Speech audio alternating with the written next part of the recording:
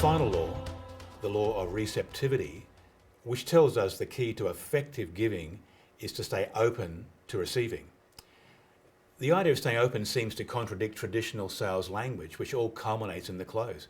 How does this law operate? Yeah, and it's true. I think just picking up on that point about the close, there's so much language in the sales profession that's counterproductive and can quite easily lead us down a path that ultimately takes us to failure.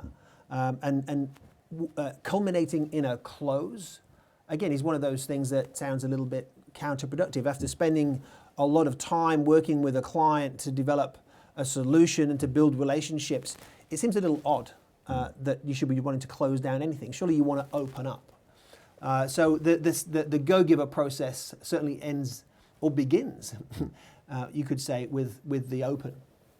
And the law of receptivity is really key. I think so many of us are closed to receiving.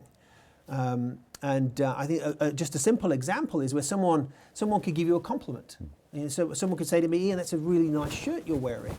And my response might be, oh, no, it's an old shirt. Don't mention it. It's nothing. Or someone offers to buy you a coffee and you're like, no, not at all. I must get this.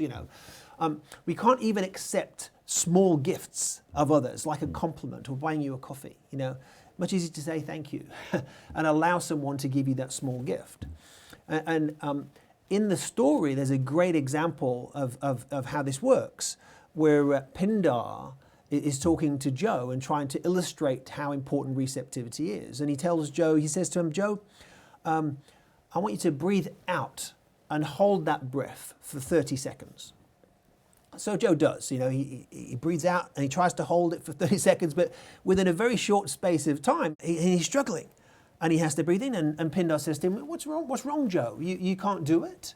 And Joe says, "Oh no, I can't. I've got to breathe. I've got to breathe in. I can't just breathe out." And Pindar says to him, "Joe, what if I was to tell you it's been medically proven that it's healthier to breathe out than it is to breathe in?" And Joe just laughs. It's just a ridiculous idea, and they laugh about it because it's so true, right?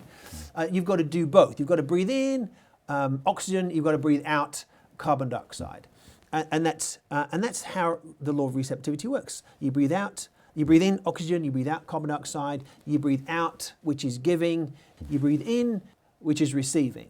Mm-hmm. Giving and receiving are simply two sides of the same coin, and they work in tandem. Unless you close down the flow, you need to be open to receiving the gifts of others.